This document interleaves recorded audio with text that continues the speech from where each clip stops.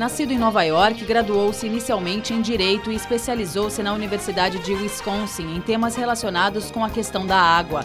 Defensor de soluções diplomáticas para os conflitos internacionais relacionados com o assunto, tornou-se palestrante em inúmeras universidades como Harvard, Yale e Princeton, além de fóruns internacionais como Banco Mundial e ONU. Esse é o tema dos artigos que tem publicado no New York Times, Washington Post e Wall Street Journal. No livro Faça-se Água, lançado recentemente no Brasil, ele aponta soluções para as regiões que sofrem com a escassez e alerta para os riscos existentes em todo o planeta, relacionados com o abastecimento num futuro não muito distante. O advogado ativista e empreendedor Seth Siegel é o convidado de hoje do Roda Viva.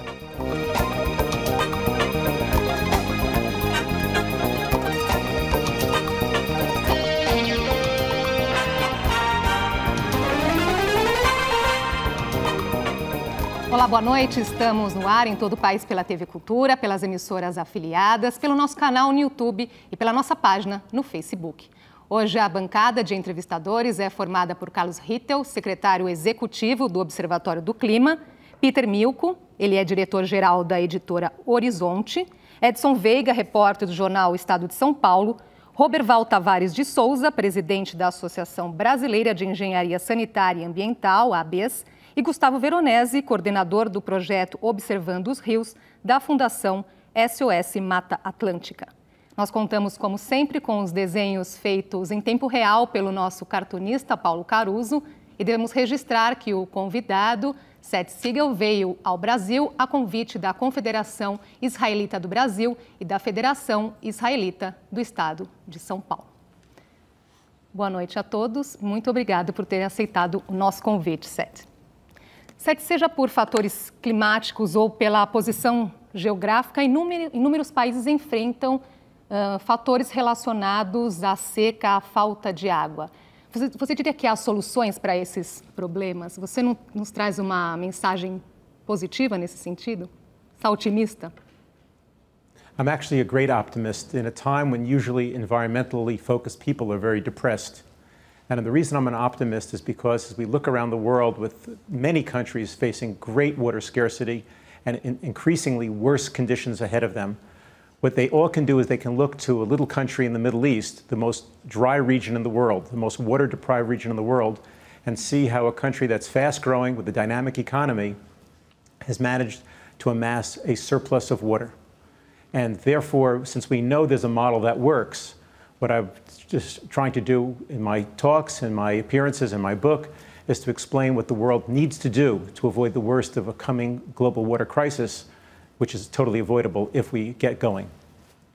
Seth, você demonstra esse otimismo, mas no seu próprio livro você traz dados do governo dos Estados Unidos que apontam que em 2025, ou seja, em menos de 10 anos, 60% da população terrestre, da massa terrestre, vai sofrer com aridez, com falta de chuva, com seca.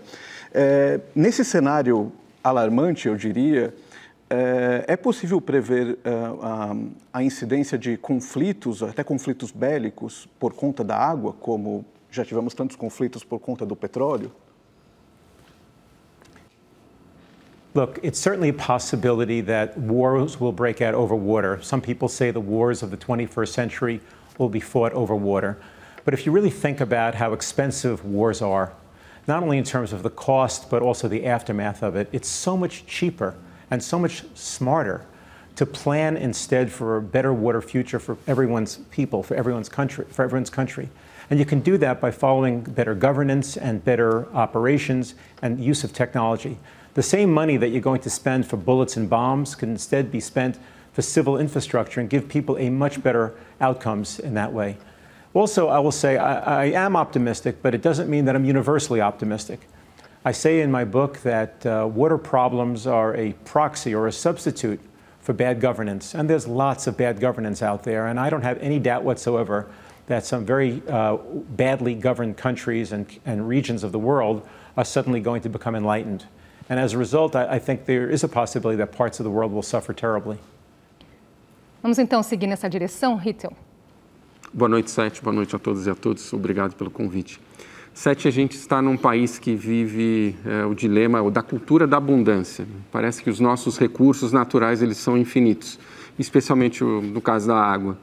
Temos a bacia amazônica, o aquífero Guarani, somos educados desde criança que nesse país 15% da água doce está aqui com a gente, jamais esse recurso vai acabar.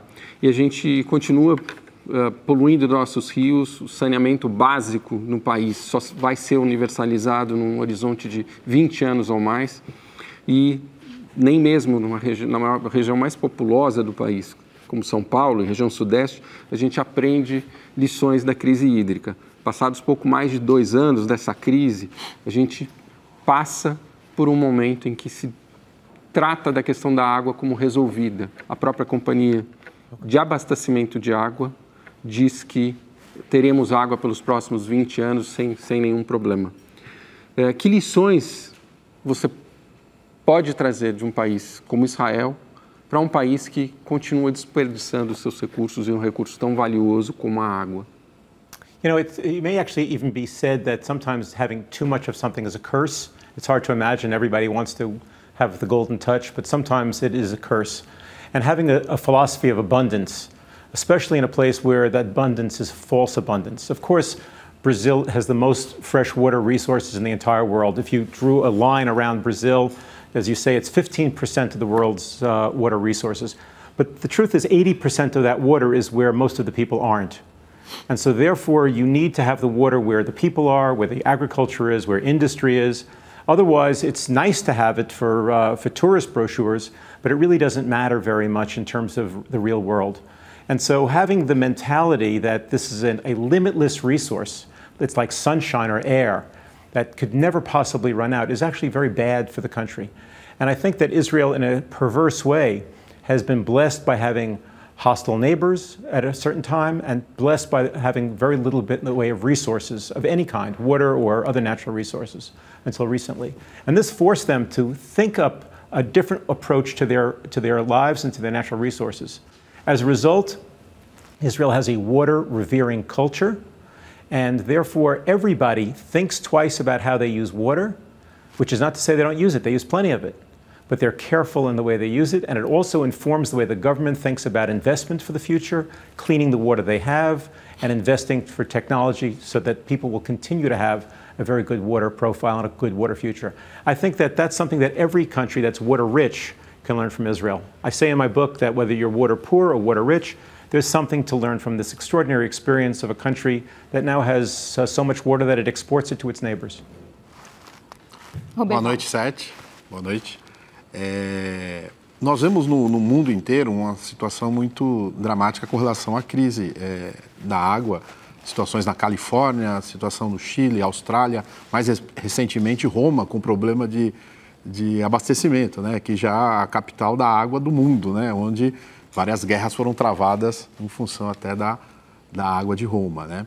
O que está acontecendo no mundo na tua visão? A questão do aquecimento global, mudanças climáticas estão interferindo? O ser humano está interferindo nisso?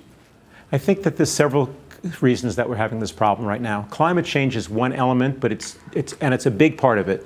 But it's too easy to just hang all the problems on that, because then you can say, well, what can we do about it? It's nature or it's God's will, and this is what it is. But the reality is that climate change is just one of several conditions that are creating this problem. We have about 7 billion people in the world today, and we're projected to rise to more than 10 billion. And if we're already pinched for our water resources at 7 billion, where will we find the water to grow the food for those billions who are on their way? And here's something else that's actually good news. Good news is that the world is growing more affluent. There are many people, they estimate by the United Nations 1.3 billion people who right now live in dire poverty and whose diets are exclusively grain, like corn or rice or wheat, that they, in the next 10 to 15 years, will be affluent, living lives, middle-class lives like us. And their diets will include animal protein, cheese and chicken and beef. And when you have that, you need enormous extra amounts of water. It takes 17 times more water to raise a pound of beef than to grow a pound of corn. And if you're going to have 1.3 billion new people with a different diet, you're going to need lots and lots of water. So there are a lot of things. And I'll also say, since you work in infrastructure, Broken infrastructure in Brazil and around the world is a very big problem. I hope we'll get to talk about that this evening because it's something that really needs to be focused on. And the last thing I'll say is pollution. We have, and Carlos mentioned that briefly, we have badly and continue to badly pollute our freshwater resources, whether it's through sewage or whether it's through industrial waste. It's a problem because once that gets badly polluted, it's very hard to ever recapture that and it goes offline. So it also reduces the amount of water we have. There are many reasons. Climate change is one, but it's an excuse that it's not enough to focus on. We need to do much more than just look at climate change.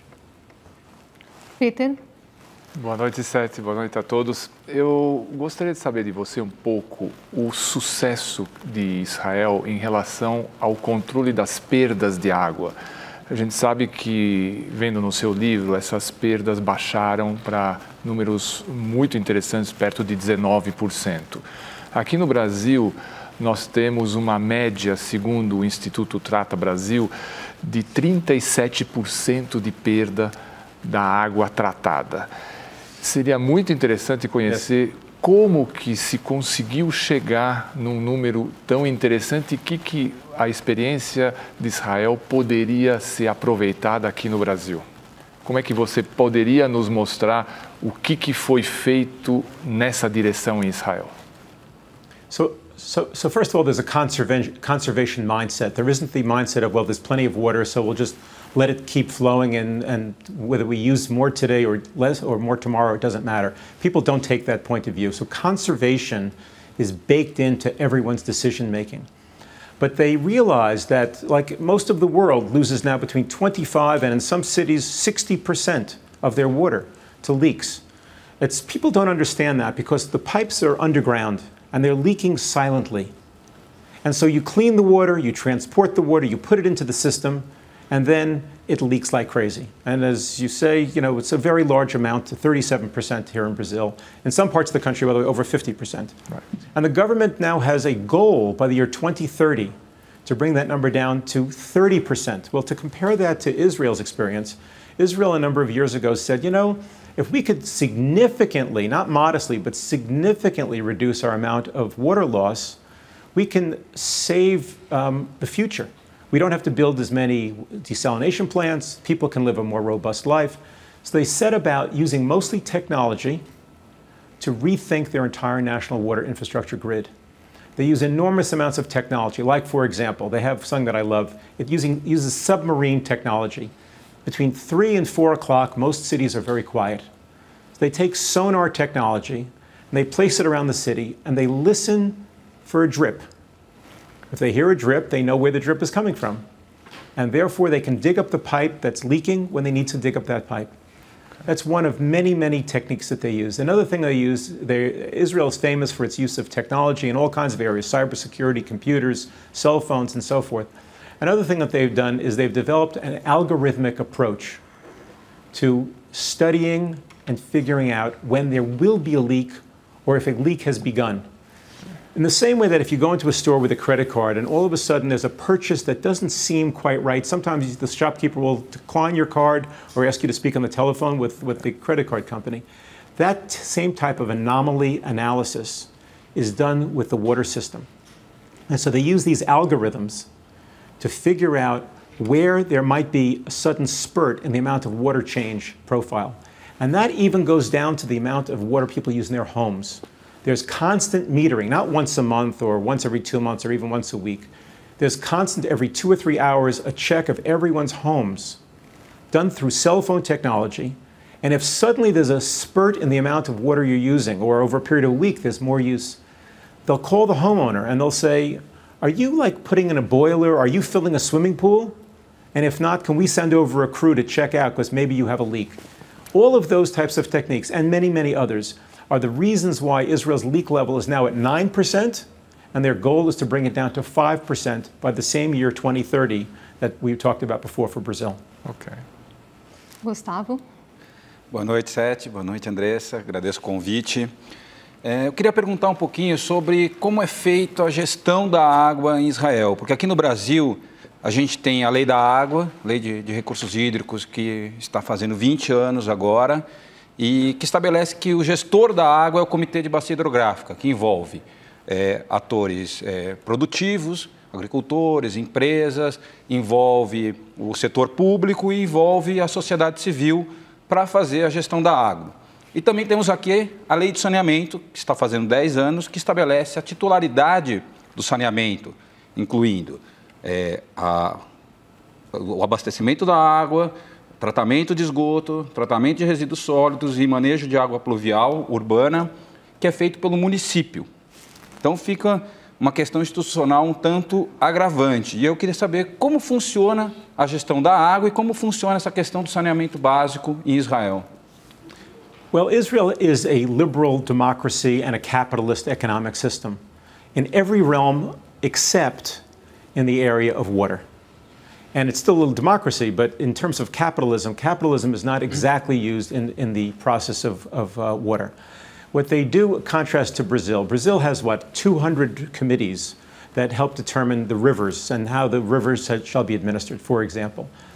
That's a prescription for chaos and failure to make decisions. Because if A, B, and C, if everybody along the way doesn't agree with how it should be done, you can't get to a decision.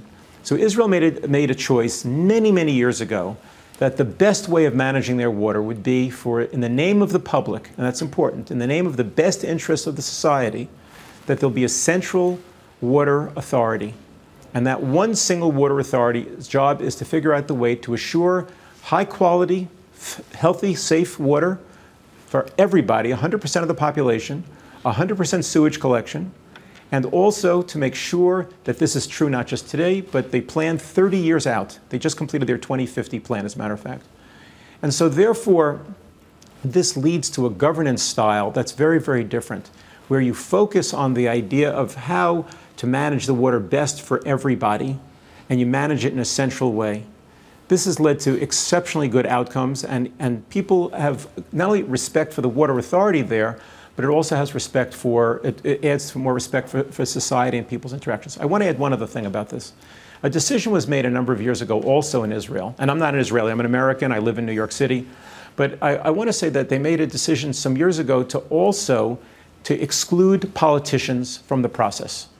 And I think that that's actually a very good idea. And I want to say why. I have no antagonism to politicians any more than any other citizen does. But I will say I think it's actually a very good idea because of the fact that politicians, not because they're bad or they're corrupt necessarily, but because they're going to do what their campaign supporters ask of them, what their voters ask of them. And so by virtue of excluding the political class completely from water decision-making and turning it over to technocrats, to professors, to academics, to professionals, you have a very different water outcome than you would if the process is being run on a more of a political basis, which tends to be the case all around the world. Sete, agora o senhor diz que o governo de Israel se preocupa com essas questões relacionadas à água, mas e como convencer o governo nesse sentido de que olhar para a água é um investimento e não um gasto, né? Posso emendar? Cuidar da água dá lucro?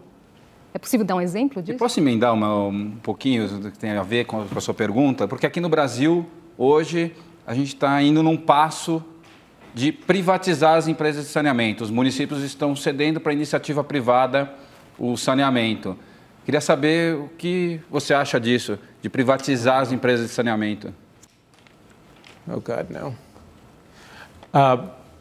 I think that the question about privatization and the question of good governance here is that the real role, and this is me speaking now, the real role of government, I think, has to be the rule maker. It has to be setting the rules of the road. And then after that, to my mind, I'm actually somewhat impartial. I'm sort of agnostic as to how then the water should be managed.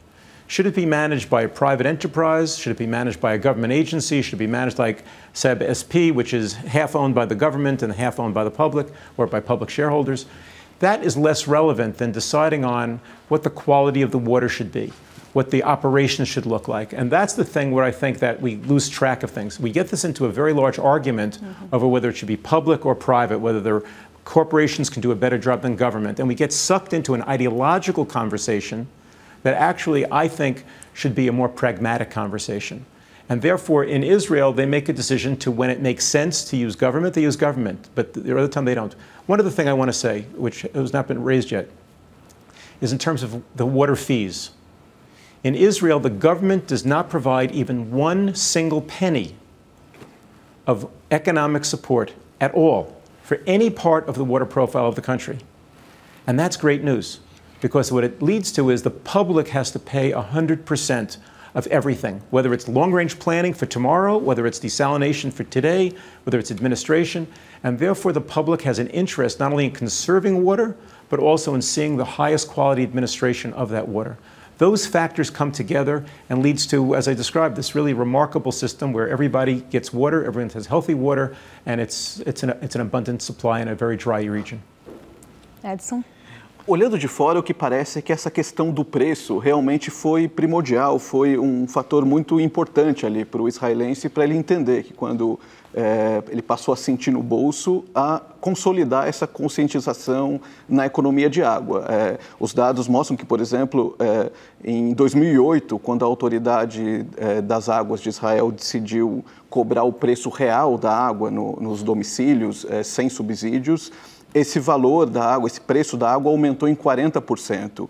Agora, como que a gente pode imaginar essa mesma metodologia em regiões mais pobres do planeta? O caso da Namíbia, por exemplo, pegando um caso extremo. A Namíbia é o país subsaariano que tem os menores índices pluviométricos, tem regiões hiperáridas, e é um país paupérrimo, que ocupa a 125ª colocação no ranking do IDH. Como cobrar o preço real num cenário como este? E onde fica o papel social também da água, o valor social de que todos tenham acesso ao mínimo de água? It's a very important and very profound, important question that you're asking here. The philosophical part behind it is something that underpins everything I do in my work, because you can't develop a system that excludes anywhere from 10% in most societies to 90% in countries like Namibia, if it would be that number. And the answer is that the people of Namibia, somehow or another, buy food, they buy some degree of furniture, they buy some degree of security for their lives, they find a way to buy seeds, they find a way to buy farm equipment, they buy other things. And in the same way that sometimes those things are subsidized, I would say the same exact thing should be done with water. Let me tell you what I think needs to be done everywhere, and you'll see how this applies to, and I know Namibia is just a random example, but a random example of a very poor country.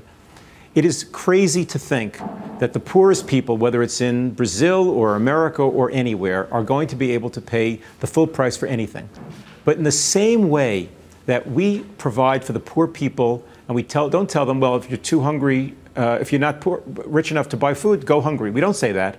We provide them with some type of food support, whether it's food stamps or vouchers or something like that. We don't tell them to live on the streets. We give them some type of housing support. Maybe they pay $10 a month or they pay half the rent, but we give them some type of housing support. We don't ask them to go without health care, but maybe we ask them to do something towards their health care. Well, in the exact same way, that's what Israel does with water, and I would argue that's what everywhere should be doing. For those people who have the capacity to pay, they should be paying full price. For those who have no capacity to pay anything, they should be given economic support, whether from the World Bank, from American foreign aid, from the European Union, from wherever. But for the vast majority of people, they have some capacity to be paying something. And it's that something that gives them the opportunity to have what we call in English skin in the game. They will care about their water future, they'll care about conservation, they'll care about coming up with solutions that will give them a better water future if they have some economic cost in this. And that, I think, is the very best aspect of having full pricing that they have in Israel. Not everybody in Israel pays the full price, but everybody is responsible for the full price, either through their own payments or through a voucher system of some kind, the social welfare benefits. Vamos precisar fazer uma pausinha agora, vamos para um rápido intervalo e voltamos já com Seth Siegel, ativista ambiental, escritor e empreendedor.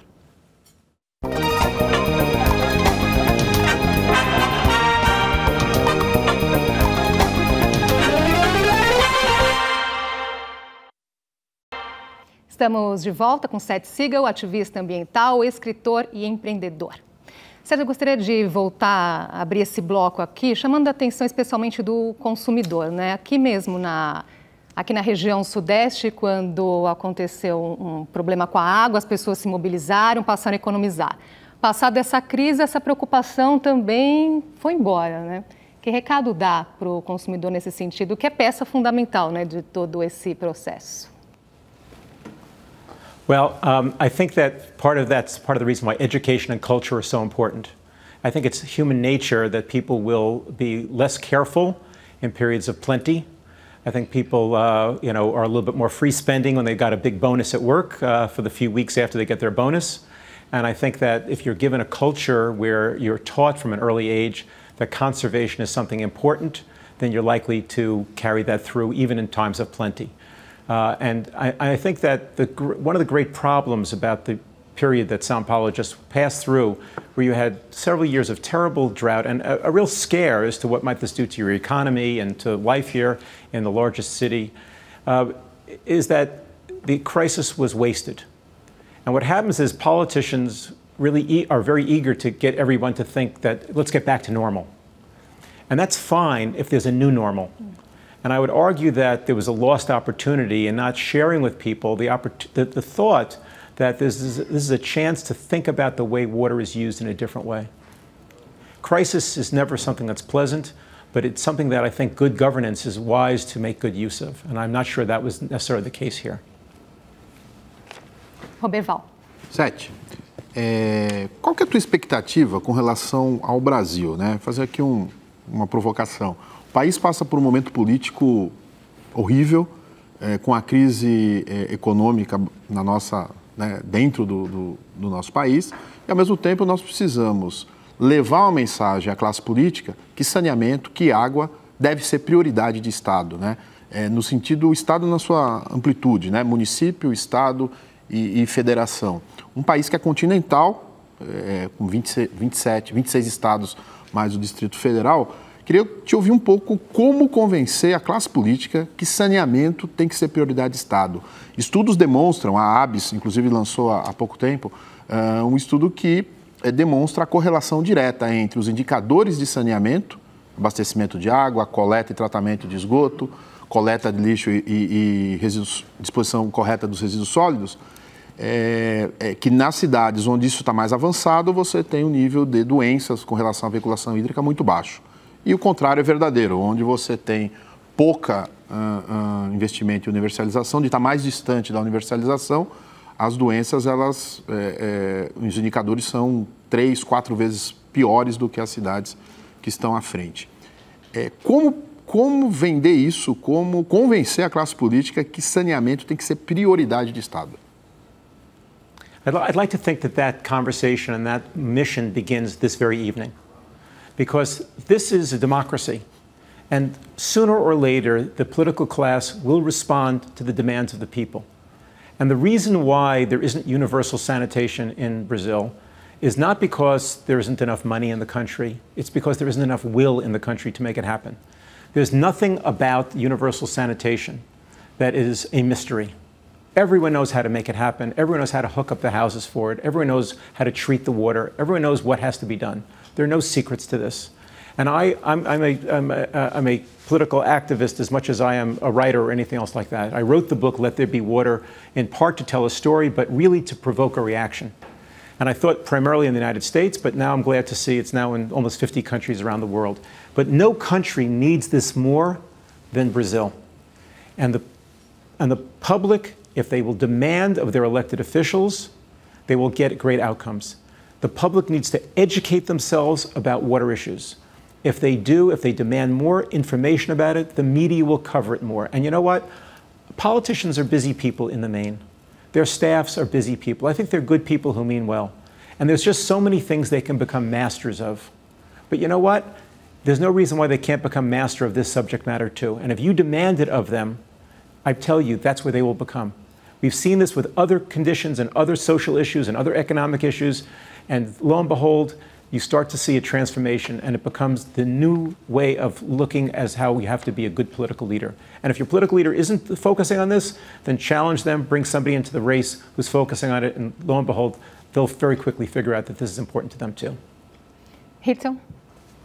Certo. Você disse que não se pode atribuir às mudanças climáticas o problema pela situação de crise hídrica em qualquer região do planeta. A gente viu alguns políticos aqui no Brasil tentando atribuir ao clima as razões pela situação pela qual passou o Sudeste. E, de fato, não se deve cair nessa saída fácil, atribuir a um problema global o efeito sobre os recursos hídricos disponíveis em determinada região. No entanto, as mudanças climáticas, no meu entender, elas colocam um holofote, uma grande lente de aumento sobre a nossa incompetência na gestão dos recursos e nossa irresponsabilidade no consumo. Como trazer e reforçar a narrativa sobre a urgência em se tratar as duas crises, a crise climática e a crise hídrica, num mundo em que cada vez mais a gente busca fugir desse debate, né? A gente discute-se menos a emergência, o grau de emergência ele não está no nosso dia a dia. Como tratar disso com o cidadão comum? Como assegurar que o cidadão comum ele tem acesso a isso, seja para melhorar o seu comportamento de consumo, seja para cobrar dos políticos as medidas e políticas adequadas? You know, I think it's important to understand that climate change, and I don't mean to provoke you with this. I hope you won't get angry what I'm about to say, because I know this is your life's work, and it's not that I'm antagonistic to it. I thank you for doing this, but I want to say that I think that the climate change people have made maybe a mistake, and that but you, since it's your life's work, should focus on something that's much more immediate in people's lives. When you talk about the crisis of climate change, when is it that the sea level will rise and change my property values and destroy everything that I own? It's not 3 years from now or 5 years from now. It's 50 years from now or 100 years from now. And therefore, it's a more theoretical outreach. The planet is at risk and we all need to do something. But it's a little bit like an asteroid that's coming towards the Earth, but it's not going to hit us for 500 years. I don't mean to be glib about it, because I know it's a very serious issue. But water crisis is not something that's theoretical. It's already hitting us. I think it was Robert Val before mentioned that in Rome they had to shut off the fountains now because there's not enough water. All over the world, there's now water crises are coming up. And therefore, this is something that's not a tomorrow issue or 5 years from tomorrow. It's today, it's yesterday. And by educating people about the fact that there's a water crisis and the many causes of that water crisis, I think we'll begin to do two things. First is we'll get people to get confidence of the fact that they can change society. And second of all, ultimately, you'll get people thinking about other elements than just the water crisis. You'll get them talking about climate change as well. Climate change is too controversial because there are so many people who are antagonists to the argument. There are people in business, there are people who, for religious reasons, simply don't buy it. There are very, very few scientists who are antagonists, particularly in the United States. But the truth of the matter is that this is not the necessary conversation. Change the focus of the conversation, and I think you're going to have a very much better outcome both on water and the climate change conversation. Peter? 7. Eu gostei que você trouxe também o lado do consumidor e da educação, e também a Andressa contou qual é o papel do consumidor. A gente vê que depois de uma crise sem precedentes no Sudeste, se a gente for sair na cidade de São Paulo e outras, você já vê pessoas usando o esguicho para limpar o seu quintal ou sua calçada. Então a gente vê essa necessidade de talvez assustar as pessoas, talvez chocar ou educar. O que eu gostaria de saber de você, seria a minha pergunta, o quanto você acha importante talvez focar nas gerações mais novas, talvez trabalhar na parte da escola formal. Que importância isso pode ter para dar um novo panorama para as gerações futuras que vão tomar as decisões daqui a 20 ou 30 anos? I think the young people are already beginning to get this in a way that maybe my generation didn't understand limits. We grew up with the idea that the Western world was akin to the idea of no limits at all. Everything was possible. And I think that younger people, to some degree because they are nervous and they're despairing, But to some degree also they understand that there's a world more of limits, there's more communication through social media and so forth. But I want to also take up, Peter, if I can for a second, your comment about should we shock people. I think that that's a bad idea, and I want to say why. We should always be respectful of everybody. We should educate them. We should explain to them why things are the way they are. We should listen to their concerns. We should understand why they are rejecting these arguments. But we should never want to trick people into good behavior. We should want to, I think, educate them into good behavior. And therefore, that education you talk about should surely be happening for 3-year-olds in nursery school, teach them how to shut off the water when they brush their teeth, as well as for people who are 12th graders finishing high school and getting ready to go to the work world or into college, and even for people who are older people. Everyone needs to be part of this. And if people are going to water their lawns, then I must say, if they're going to water their lawns recklessly, there's only one way to stop them. It's not by humiliating them. It's by making them pay for the water. I want to say one other thing that's a little bit shocking. It may sound contradictory to everything else I've said. And that is actually there isn't a scarcity of water. There's loads of water. The problem is it's dirty or it's far away. So we need to understand that with the right cost structure and the right infrastructure, everybody can have a very good water future, but you have to pay for it. If you're willing to pay for it, you can have all the water you want. Gustavo? Concordo contigo que a educação é um fator primordial para a gente atingir as mentes e corações das pessoas, tanto que o trabalho que eu ajudo a desenvolver na Fundação SOS Mata Atlântica tem esse caráter. Ele chama Observando os Rios porque começou com um trabalho de acompanhar as obras de despoluição aqui do Rio Tietê. Então, grupos voluntários de pessoas da sociedade vão uma vez por mês analisar a qualidade da água de um determinado ponto, de determinado rio e colocam esses dados lá no site da SOS Mata Atlântica para acompanhar, para entender o que está acontecendo, para levar alguns conceitos técnicos para o dia a dia das pessoas, para se fazer entender o quão importante é aquele recurso. E uma das coisas que a gente aferiu logo no começo é que a poluição gerada na região metropolitana de São Paulo atingia cerca de 530 quilômetros rio abaixo, né? Então, o impacto daqui no alto, que a gente está na cabeceira do Tietê, impactava lá embaixo em cidades do interior, né? Então, a gente estava transferindo a sujeira.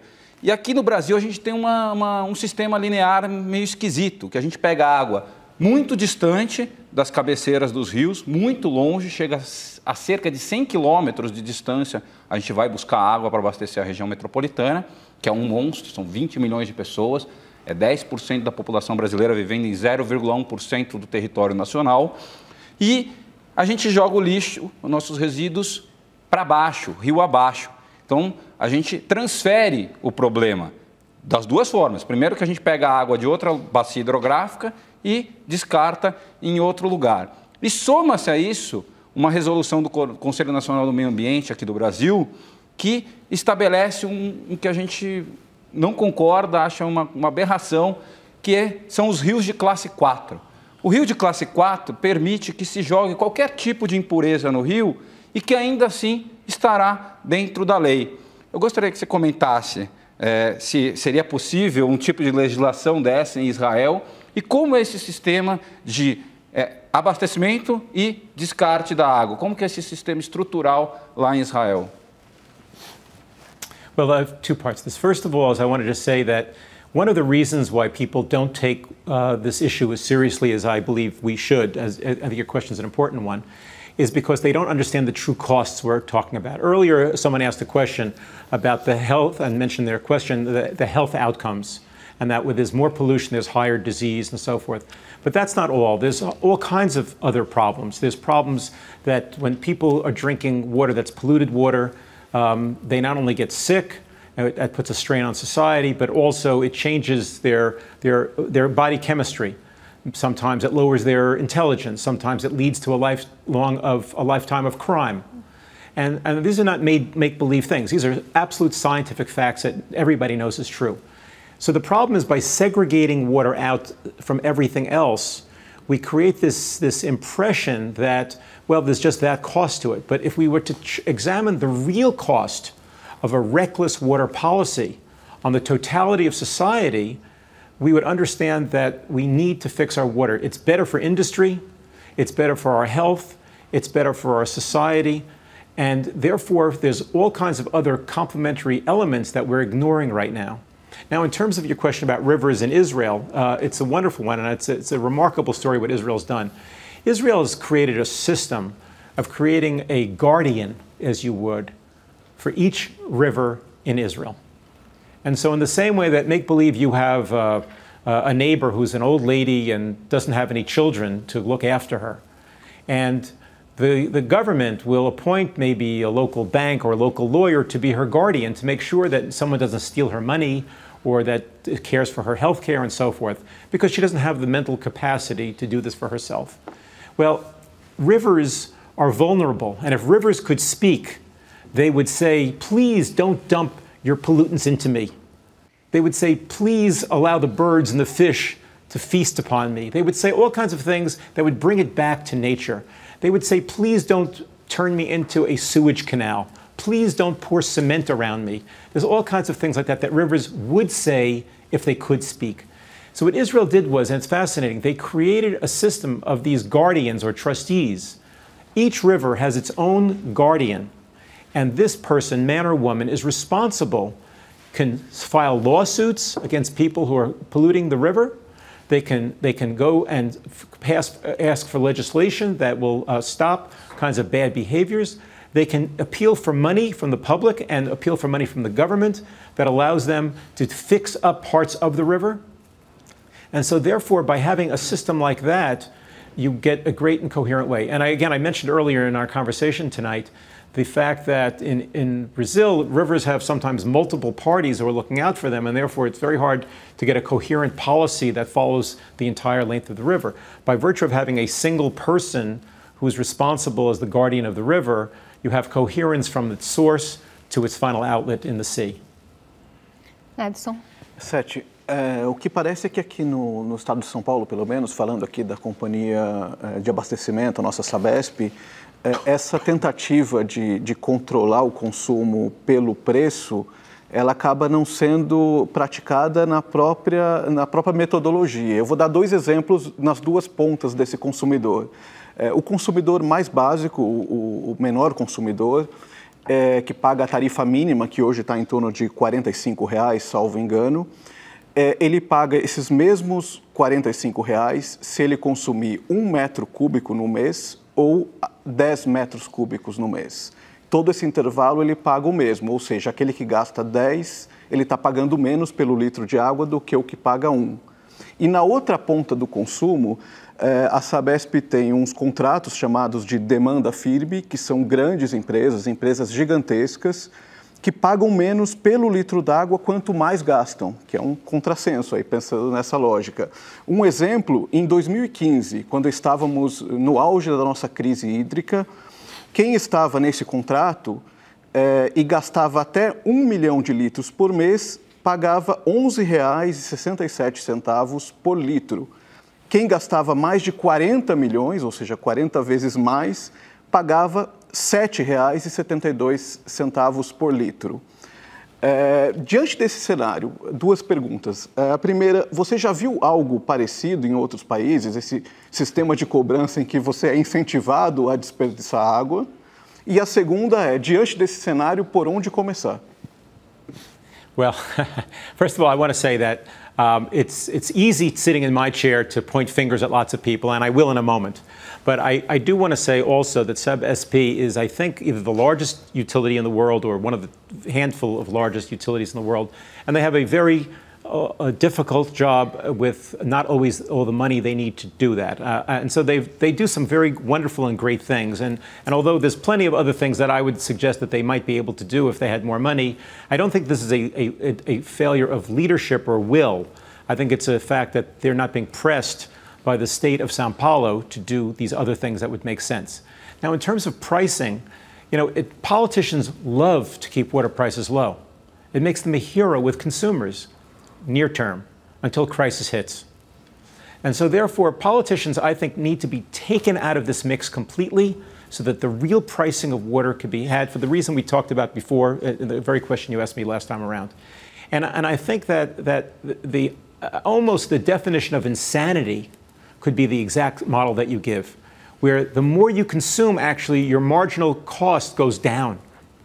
And we have this in other places around the world, like, for example, in Dublin, Ireland, where the leak level is between 45 and 55% in a major world city, where they lose enormous amounts of water. There are very few homes that have meters. They pay either nothing or they pay a flat annual fee. Well, if that's the case, turn the spigot on January 1, go away on vacation, come back December 31st, and your water can still be flowing, and who cares? And the goal should be that there's exactly the value that market forces can give you. The more you use, the more you pay. Make every consumer a partner in usage levels. In fact, if you want to subvert the system even a little bit, give them a bonus for being a little bit under what you think of as a normal level, and create a little bit of a penalty for being a little bit over, if you want to do it that way. But what you really need to do is you need to make every single person who has access to water to have an interest in seeing that water is conserved, that water is managed in the very best way possible, and that the best water future is being planned for. The only way you can ultimately do that is by having everyone paying a real price for every liter that they use. Roberval. Sete, acho que eu vou retomar um pouco essa questão do consumo que o Peter falou ali, o Gustavo. Mas para chegar lá no consumo e falar um pouco do que foi implantado aí pela Sabesp, pelo governo do Estado de São Paulo com relação a um desconto dado na época da crise, 2014 e 2015, São Paulo sofreu algo sem precedentes, né? A pior situação que já tinha acontecido foi no ano de 1953, onde a média do sistema Cantareira no ano foi de 23 metros cúbicos por segundo. E o normal seria 45. Em 2014, 2015, caiu para 11 metros cúbicos por segundo. Então, foi a metade da pior situação que já tinha ocorrido no sistema Cantareira. Com base nisso, a empresa tomou as providências e eu acho que em 2 anos superou muito bem o que poderia ter sido uma catástrofe se tivesse na mão de outras empresas que existem no nosso país. Quanto ao consumo, um dos pontos lançados pela empresa foi: reduza o seu consumo que você ganha um bônus. Até o Edson, você comentou para o Edson na tua resposta. Isso aconteceu. Então, na época da crise, reduziu 30% o consumo por imóvel aqui na região metropolitana de São Paulo. Hoje, a redução, comparado com 2013, antes da crise, ela está em 20%. Né? Então, eu acho que também tem uma questão cultural no nosso país e que tem evoluções. Né? O povo brasileiro está evoluindo. Né? É um país de 500 anos de existência e que tem a sua evolução ao longo do tempo. Essa questão da cultura, de também a gente só metralhar a população, dizendo que ela tem que economizar, ela economizou. Isso nós temos provas, né, de que aqui na região metropolitana de São Paulo a população está de parabéns. Ela economizou na época da crise 30%, hoje ela continua economizando 20%. Então também eu acho que a questão cultural de nós implantarmos nas escolas, a questão da educação ambiental é muito forte. Mas eu queria te perguntar isso. O que você conhece aí do mundo, essa questão de dar um bônus para a pessoa economizar e com isso ela pagar uma tarifa menor, é bom para que a gente possa reduzir o consumo? Sure. I mean, again, it depends how exactly. It's always the problem is always with the details, you know. But in principle, the idea is you want to encourage good behavior and you want to discourage bad behavior. Look, if we were to say, just to say, for example, and I think every viewer of this TV show will love this idea, if we were to say that every single person who's watching this show tonight has to pay $50 for the privilege of watching this show, or to translate that into Brazilian money, I suspect the number of people watching this would probably be our husbands and wives and maybe some of our children, and that would be about the whole audience. And if on the other hand you were to say to everybody, we will give you $50 if you will watch the show, I have a suspicion tonight, and I think it's a great idea, we should do that, but I think if we were to do that, we'd probably have the highest rated show in the history of Brazilian television. Okay, well, market forces work, and therefore if you give people bonuses for changing behavior, God knows. It happens in the workplace. You give a person a bonus for doing X, they do X. And likewise in the consumer. If you give them a bonus for doing something smart, they will do more of that. Now let me tell you what the challenges of that. The challenges of a bonus is, it's the same thing about a sale price. Once you begin to think that you need to wait for a sale, you're going to start waiting for a sale. And what you want to do is, the question we had before here, is you want to encourage good behavior all the time, not just some of the time. Nós vamos então para mais rápido intervalo e nós voltamos já com Seth Siegel, ativista ambiental, escritor e empreendedor. Até já.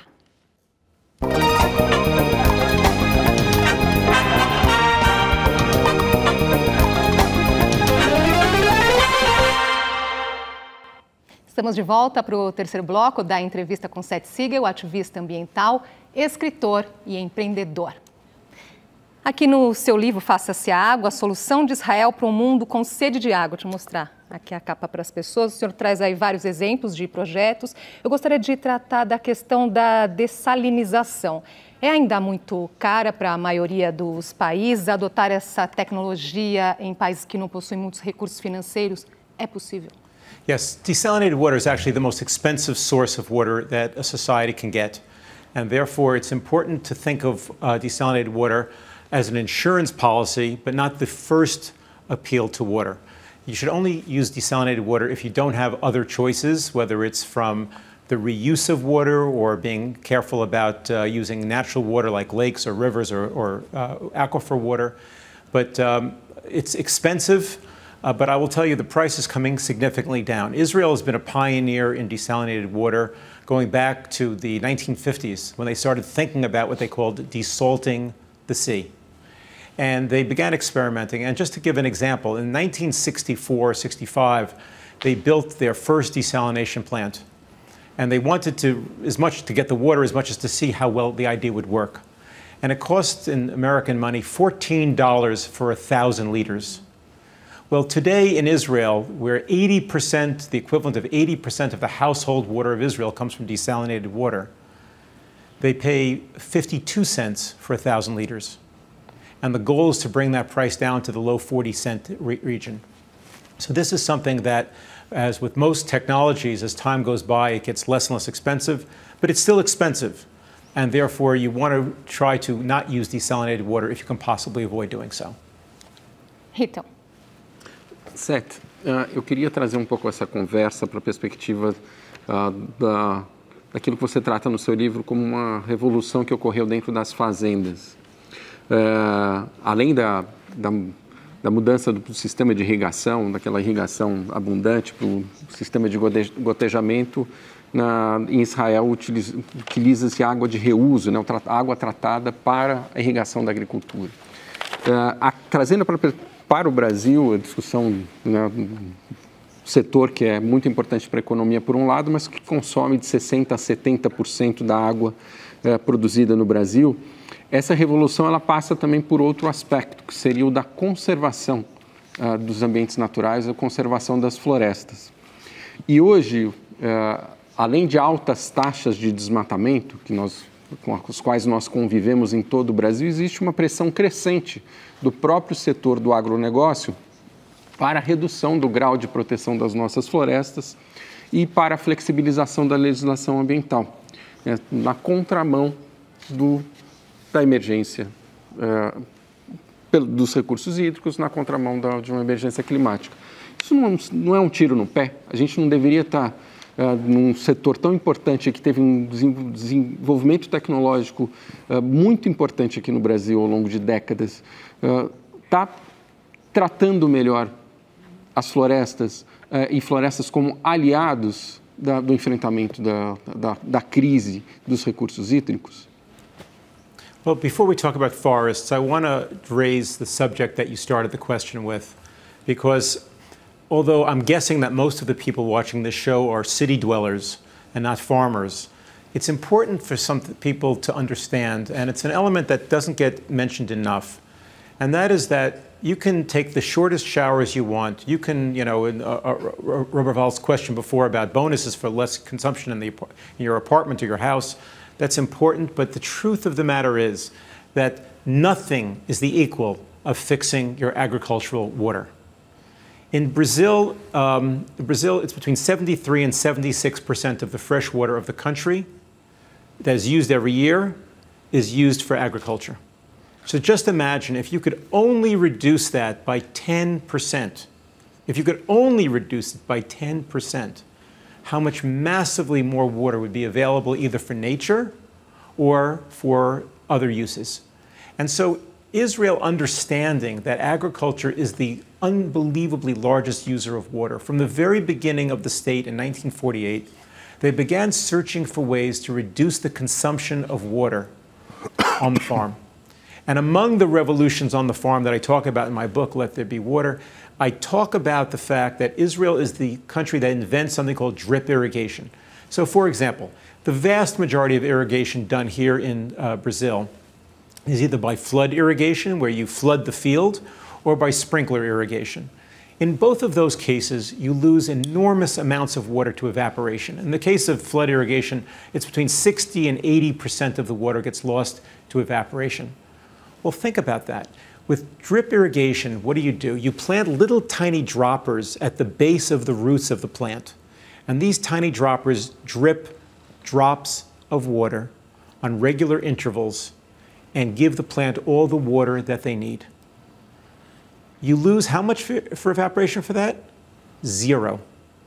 If you put it, like if it's a nut tree, there's a lot of nuts in Brazil, if you put it on the surface, you lose 4% to evaporation. It is such a wiser technology that once you have installed it, you'll get use of it for many years thereafter. And it's very much something that I encourage everywhere I go, and I'm speaking all over the world, is that simply the largest way you can transform your water profile is to fix your agriculture. I want to say one other thing, because you raised about natural resources, and I want to say something about this. And that is that what farmers do to increase their yields, and they have to do this, is they add fertilizer to their fields. That's nitrogen, that's phosphorus. And what happens is, because they want to make sure that there's enough and not too little, they almost always put too much fertilizer on the field. Well, at some point the rains come, or at some point it's flood irrigated. And what happens is one of two things. Either that those chemicals drip into the groundwater, or they get carried away and they go into rivers or lakes. And they create all kinds of environmental problems, which we can go into later if you'd like. And therefore, with drip irrigation, they have designed a way to provide the nutrients in very finite, very small amounts that as the water gets dripped, so also does the fertilizer. And nothing gets absorbed by the environment. So there's all kinds of reasons why to do this. Now, in terms of the cutting down of the trees, you know, it seems like such an obvious thing that a panel of people concerned about the environment should obviously be concerned about cutting down trees. I would only say in response, because I want to always balance both sides, is I want to be sensitive to the interests of business and farmers who need to also make a living and also need to have a yield. So I would say that the most important thing that could be done is that if you are going to be cutting trees, that you find a way to plant trees as well. That if you're going to be cutting trees down, that you do it in a systematic and organized way, rather than just a way of clear cutting or burning your fields out. And I want to add one final word. Israel is basically a desert. 2/3 of the country is a desert. Yet if you were to look, and I have done this, if you've been in a helicopter over the country or look at a satellite photograph of the country, it's something remarkable to see. You see an enormous green belt, the entire north to south of the country, down as far south as the city of Beersheba. And the reason for that is that Israel, instead of cutting trees, has planted millions and millions and millions of trees. In large part because of that, Israel was the only country in the world in the 20th century that ended the century with less desert land than it started the century. You can push back the desert. Deserts are creeping all over the world, but you can push back the desert. And you can do that by having a smart agricultural policy and planting lots of trees. Peter? Certo. Eu queria pegar um gancho sobre a questão da água de reuso. Eu acredito que ela volta um pouco também para aquela questão de atitudes e de percepções que as países e as pessoas desses países têm a respeito disso. A gente pode imaginar aquela situação extrema do astronauta que está na sua nave espacial, ele não tem, a princípio, água nova e tudo que ele faz, o seu xixi, vai virar a água que ele vai beber. Esse conceito, muitas vezes aqui no Brasil, a gente percebe que as pessoas têm uma certa rejeição de usar água de reuso para atividades de trabalho, porque ela teria algum problema. Por outro lado, a gente sabe que a água que está, de repente, numa represa está tão suja que ela está talvez até mais suja do que aquela que ele está usando. Como que a gente pode transformar essa percepção de que a água de reuso está a todo momento conosco?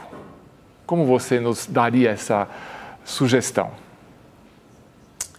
Well, first of all, we have to make sure that the water is good. And therefore, we need to make sure that we're using every technology possible to purify that water, and also, as important, to use the best and most advanced analytic chemistry to measure what's in the water to make sure that pharmaceutical products and industrial solvents, even at very tiny amounts, aren't in the water. So we need to give people peace of mind that that's the case, number one. Number two is, in Israel, they don't use recycled water for drinking water. When they started the recycled water program, they started a very long time ago. It was 1952. The country had enough water to drink. This is an example of thinking ahead. 1952, the country is 4 years old. They're focused on security, and they're focused on the absorption of immigrants, and the country is financially bankrupt. Yet even so, they can look ahead 20 years, 30 years, and they can say, you know, we're going to have water pressure. And we need to figure out a way to fix that. And what they decide to do is, and they spend 30 years and billions of dollars doing this, they decide to capture all of their sewage. It's good for the environment also. They capture all of their sewage. They say they're going to treat it to an ultra-high pure level that you actually could drink it if you had to drink it, but no one drinks it. And they built a parallel national water infrastructure system to ship that water to farms. Well, we could be doing the same thing all over the world. It doesn't have to be farms, although it could be. It could be segregating that water and building out a segregated line for industry. Or it could be for watering golf courses. Or it could be for watering parks and lawns. You don't need to necessarily have everybody drinking that water. You want to conserve the general pool of water. And therefore, I think that you're right about the fact that people psychologically want to disconnect themselves from that. But there are ways to do this. And one of the things is education. You know, I like to say to people, because I get asked this, people are anxious about this. Do I really have to drink? Do I really have to drink what someone flushed down their toilet? It's disgusting. It's disgusting even to me, and I know the science of this all. But if you think about this, everybody goes to restaurants. You drink out of a glass that somebody else drank out of an hour ago. You use a fork that somebody used in their mouth an hour ago. And we're comfortable doing that, in part because we don't think about it, but in part because we've been convinced that the glass and the fork and everything else have been cleaned. If people can be assured that that water is completely clean, I think people will get comfortable with the idea of reusing the water. But I really do want to emphasize this, and this is a book I'm writing right now. It's not out yet, but I'm writing right now, is that getting ready for a world which is a circular use of water, not one use and dump it, but we use it again and again. We need to really make sure that that water is as pure can be, because otherwise, not only will people be uncomfortable and unhappy drinking it, people will get very sick, and we need to give people that confidence. Nós vamos precisar ir para mais um intervalinho, nós voltamos já para o quarto e último bloco da entrevista com Seth Siegel, ativista ambiental, escritor e empreendedor. Até já.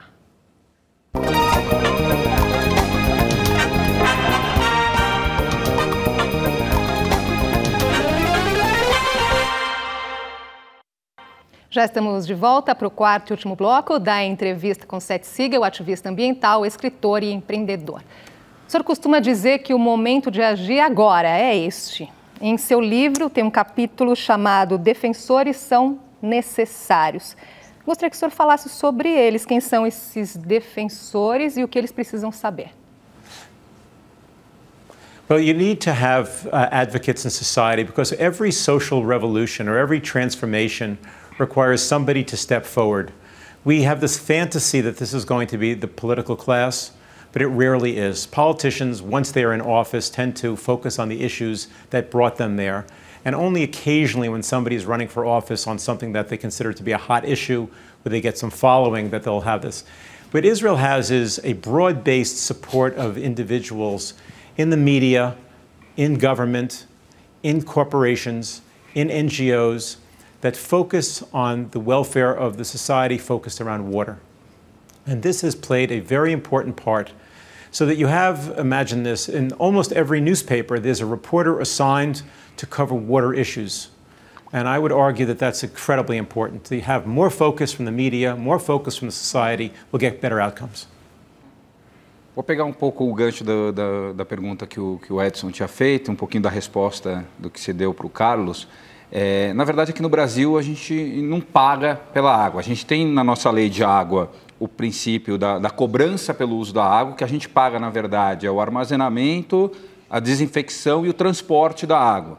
Então, a gente não paga. Em alguns comitês de bacia, há a cobrança do uso da água de fato, pelo uso, pela quantidade de água utilizada. E um outro princípio que tem na nossa legislação é do poluidor pagador. Então, quem polui, paga. Hoje, aqui no Brasil, quem causa algum tipo de dano ambiental sofre uma multa, né? Tem notificado uma multa, só que menos de 10% das multas ambientais aqui são efetivamente pagas. E talvez com esse princípio do poluidor pagador, que não é bem uma multa, é um pagar por poluir, torne caro poluir e seja mais barato criar sistemas de tratamento do resíduo antes de jogar de volta ao meio, de jogar de volta ao rio. Queria saber se você tem alguma informação, se lá em Israel é assim, se tem esse princípio do poluidor pagador, quem polui paga, e se tem alguma outra experiência que você tenha conhecimento nesse sentido. Sure. It's important that you have an enforcement mechanism, because if you don't have that, then people are going to say, in principle I have to pay, but in reality I don't. So that what you need to have is a system whereby the legal system has it that anybody who's an injured party, and to define that injured party very broadly, can bring a lawsuit. And so in Israel there's a special water court, and people who have been damaged by water problems can bring that. Now, there's a separate problem in Israel about water pollution, which is, it gets into a little bit of politics, which is that in some places where there's shared rivers in Palestinian areas, the Palestinian Authority controls that area, and they don't control necessarily the pollutants that go into their water. But what happens then is Israel stops the river at that point, they treat the water, they pull out all the pollutants, and then they continue the water to flow through. So it's important to understand that this is a responsibility. And I go back to a question dialogue we had before. By having a guardian of every river, having somebody responsible for that, they become a party who can bring that lawsuit that we just talked about. Edson? Sete, uma curiosidade pessoal, mas que talvez possa ser também curiosidade dos nossos espectadores.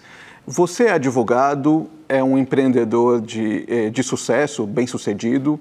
O que aconteceu em sua trajetória pessoal que fez de você um ativista, que transformou você num ativista pela água?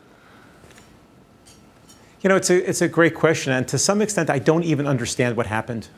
I went to this public lecture, I listened to this talk about water crisis, and I realized that this is something that's as important as any other issue that touches our lives. And it's not something that's a tomorrow issue, it's something that's really right now. And I went back to my office and I just started reading about it, and I became obsessed about it to some degree. And I'm not an obsessional personality. I've never done something like this before. I'm married to the same woman for many, many, many years, and happily so. And it just it's crazy to me that this happened, but I regard it as a great gift. And I would say to you and to maybe to others in the audience that if any of this sounds interesting to you, I would urge you to learn more about the water issue and jump into this pool, because it's a fascinating area. It touches literally every part of every country and every part of society within every country.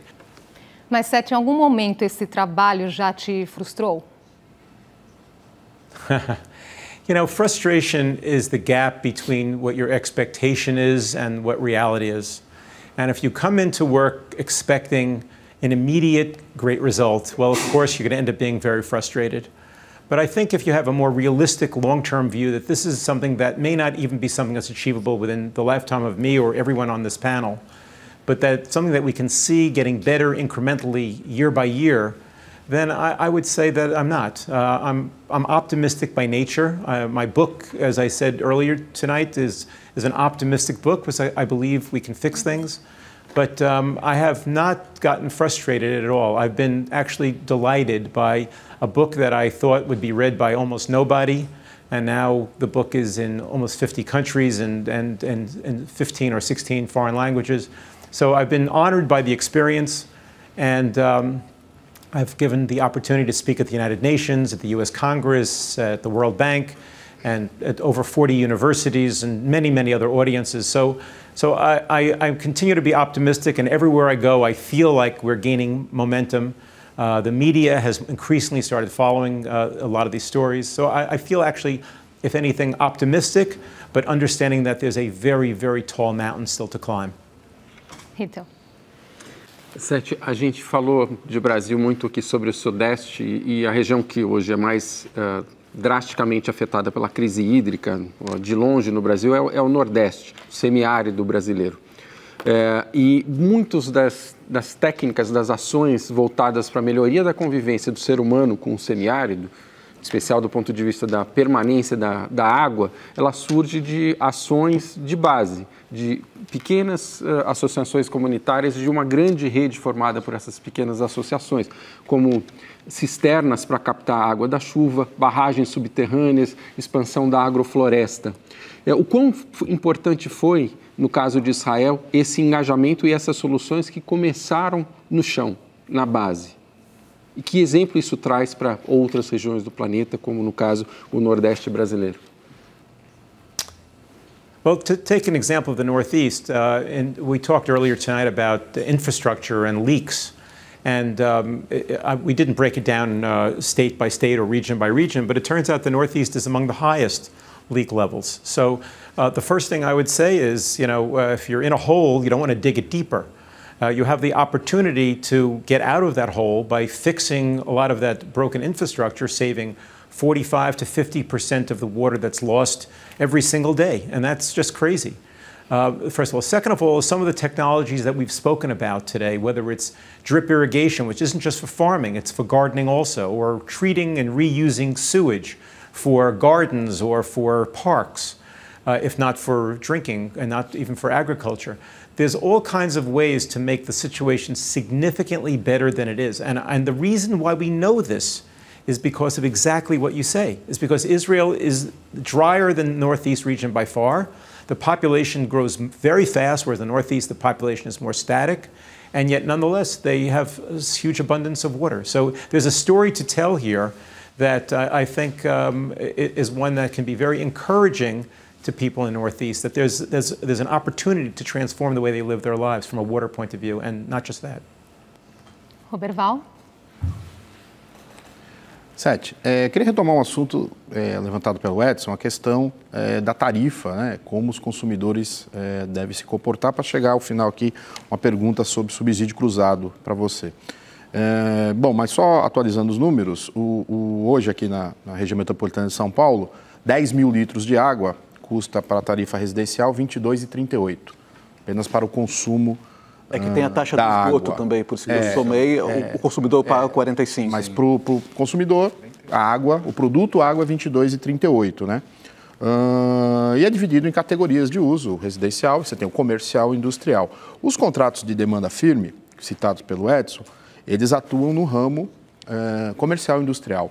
85% da população está em residências e consome, em média, 13 mil litros de água por mês. Uma família paga R$ 36,00, em média, por isso, né? Valor considerado justo, né? Porque cada família que tem o celular paga uma pessoa R$ 80,00 para ter um celular no nosso país. Mas eu queria chegar no contrato de demanda firme e fazer a pergunta para ti. O contrato ele surgiu para subsidiar parte do consumo, parte da categoria residencial, subsidiar a tarifa social. Hoje a tarifa social aqui em São Paulo é R$ 7,59 para 10 mil litros de água e 8% da população é atendida com tarifa social.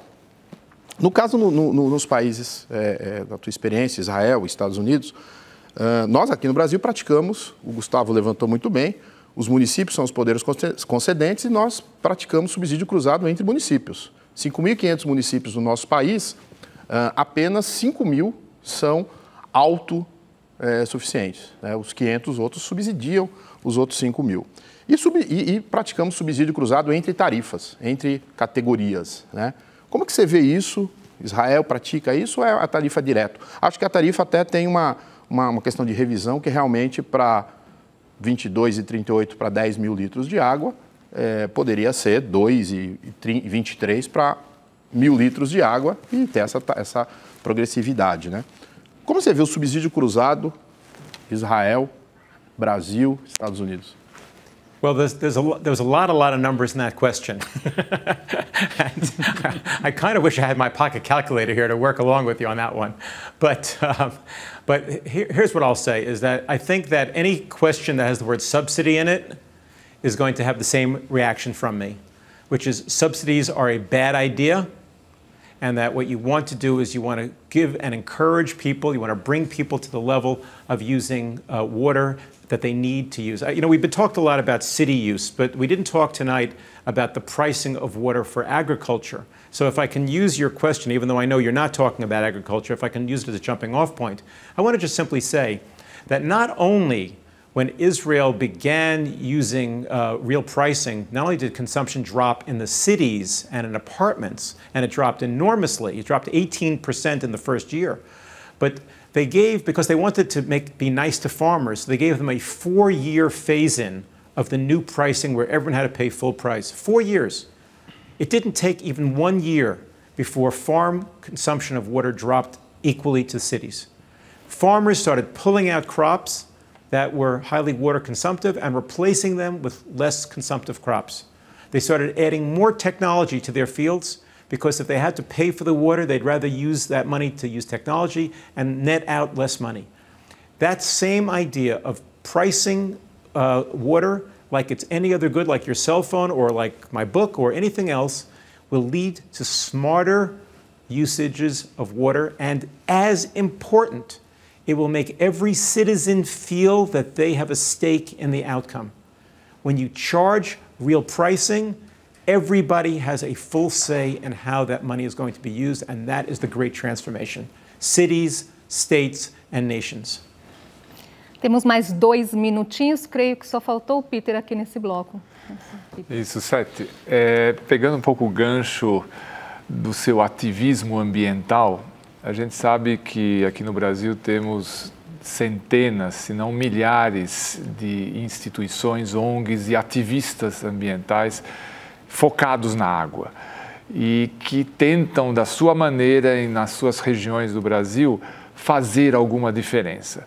Você, com essa experiência internacional, que mensagem você poderia dar para essas pessoas?